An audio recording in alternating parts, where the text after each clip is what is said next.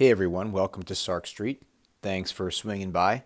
Hey, we're going to do a quick and easy one today. I want to talk about a song that we actually recently recorded for 7313 Micropigs called The Way Forward, and we had recorded acoustic guitar. We had an acoustic guitar basically that was just playing into a condenser microphone that we had positioned probably about 2 feet from it. And I mean, overall, the quality was good, but when you start mixing it into the song and with vocals and everything like that, the challenge becomes how to get a really good sound out of it.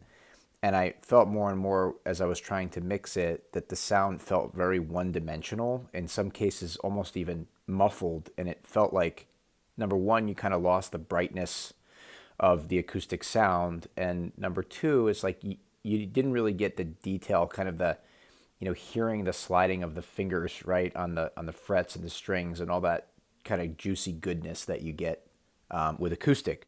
So a trick that I found, which I thought was pretty cool, was first and foremost you record the part. So you can kind of see here in GarageBand, let's just say of these two guitar tracks, guitar chorus 1, guitar chorus 2, 1 will be the original track. So let's just play that.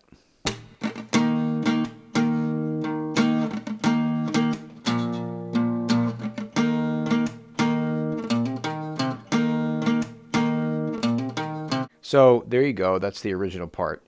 The first thing that I did just from a mic perspective going here and kind of mixing which mic I was going to use, I wound up actually selecting lead vocals.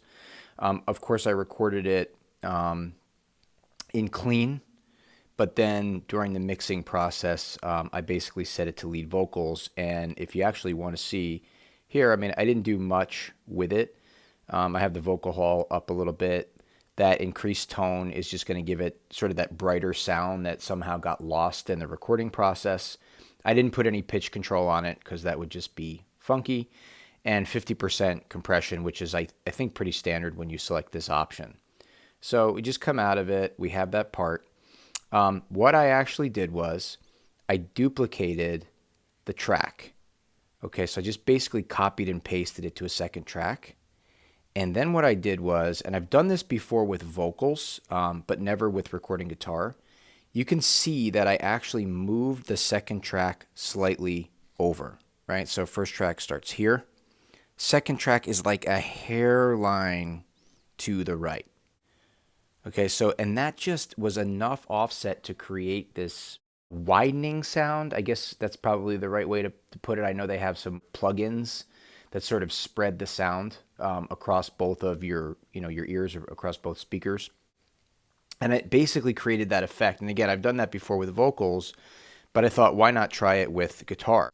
Then I went into the track settings, and starting with the first, I basically panned this first track about 50% to the left speaker. And I panned the second track 50% to the right speaker.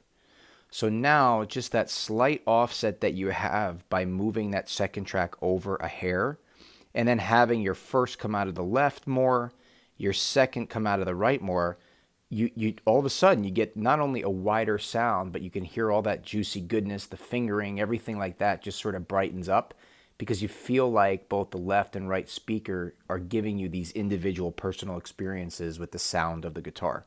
So let's play it now.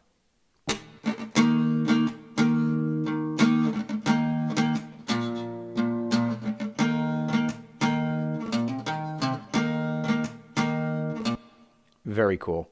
The only other thing you'll see here is a third guitar part, and I didn't really do anything fancy with this in terms of mixing. Again, I put it out of lead vocal. This is just basically, the same part that's being played on a higher octave. So now you get even, an extra level of depth or thickness to the sound. And with this one, the accents, I just basically kept the pan right in the center, as you normally would. So when you kind of layer all those together and you hear it, this is what you get.